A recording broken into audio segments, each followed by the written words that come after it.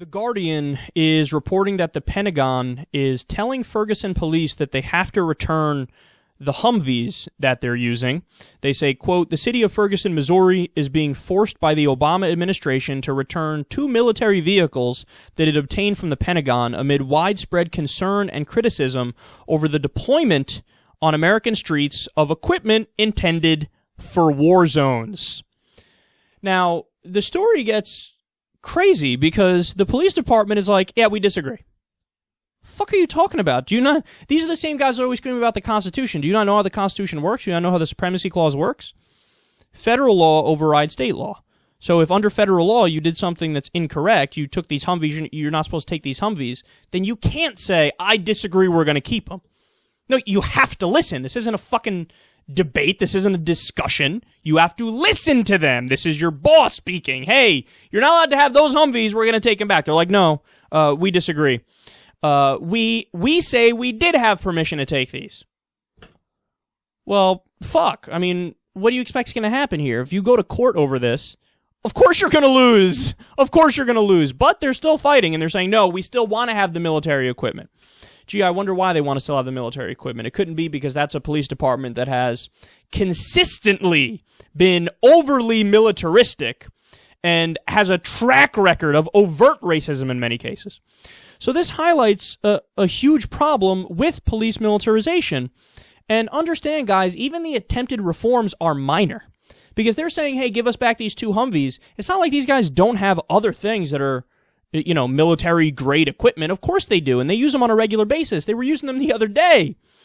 And most of the reforms only slow down the continued militarization of police.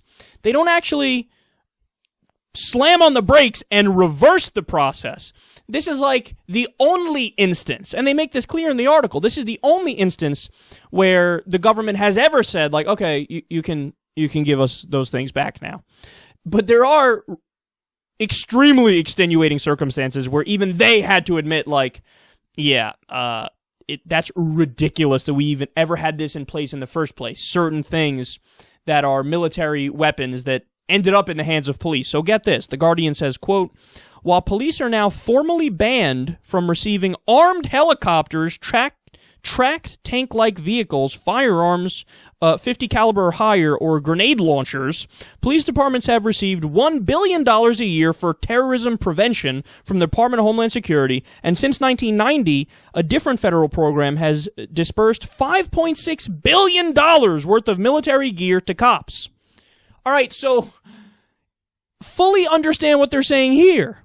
They're saying, okay, we're going to be moderate on this one, guys. We're going to be centrists. Let's be reasonable here. We're not going to allow the police departments to have armed helicopters. Oh, how kind of you. Tracked tank-like vehicles, so you can't have tanks. Ooh, don't be too hard on the police departments. Firearms 50 caliber or higher, or grenade launchers. We're going to stop these police from having tanks and grenade launchers. Aren't we centrists? Praise us for demilitarizing the cops. What the fuck are you talking about? No. What you did is you basically made it so that the cops in America are now not going to be basically even better armed than the military. You're making it so that, you know, they're not equal to the military in terms of their weaponry. But they're still motherfucking close, dude. If they're 80% of the way there, 90% of the way there. The laundry list of other shit that they use that they shouldn't be using and that they basically view as toys now, and there's the heart of the problem. I mean, as we discussed last year when the protests happened after Michael Brown's death, these police officers were using tear gas, were using noise machines, were using rubber bullets, were using these Humvees, and they were being super aggressive, and oftentimes they used it not only on peaceful protesters, but on journalists too! On journalists! They shot a tear gas can, I think it was at Al Jazeera reporters at the time. When all you have is a hammer, everything looks like a nail.